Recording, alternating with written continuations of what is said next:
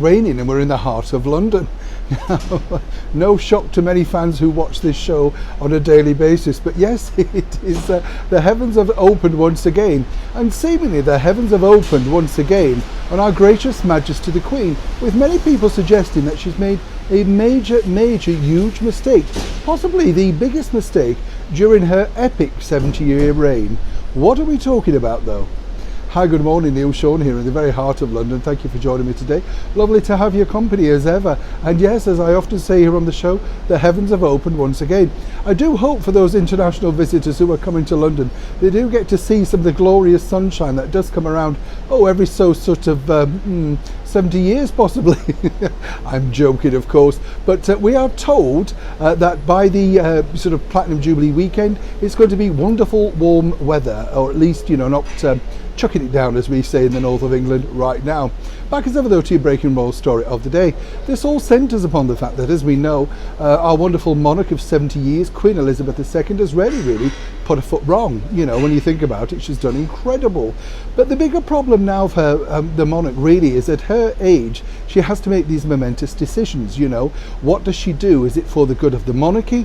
Or indeed at her age does she want to see some sort of semblance of back of family, And as we saw with Prince Andrew, it's very difficult, isn't it, to decide exactly what you want to do, family or monarch. It's not easy, let's be honest.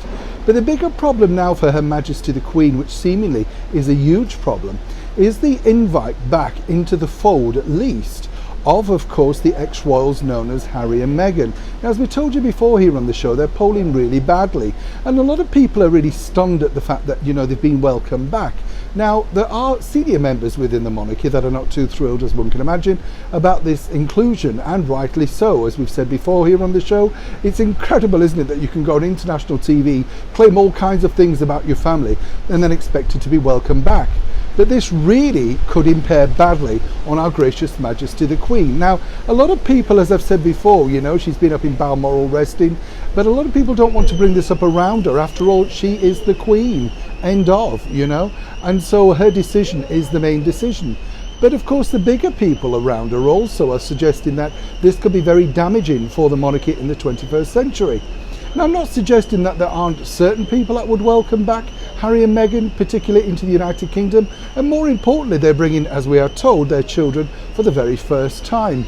And no doubt, that will create a massive media stir, particularly with all the speculation around them, the secrecy, the fact that, we were never really told that much about the original birth of Archie Windsor, also stupid secret things that they were doing that really alienated any well-wishers here in the United Kingdom.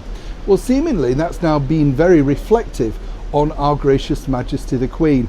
And more importantly, over the next few days, however she's seen and with whom, are going to make a very big decisive factor in how the monarchy is seen moving forward, particularly into the next generation, of which, as you can see, she's very keen to make sure and cement that thoroughly. We are told it will just be senior members, the main senior members, who will be pictured on the Buckingham Palace balcony. That sends a message out to the world that this is the monarchy moving forward. But for Her Majesty, it seems that golden arm out, if you like, that inclusion that everybody wants to talk about, be kind, forgiveness, seemingly doesn't apply to her when it comes to certain members over here, at least, of the general public and wider scale. As ever, when I know more, you'll know more. Neil Sean in the very heart of a wet London.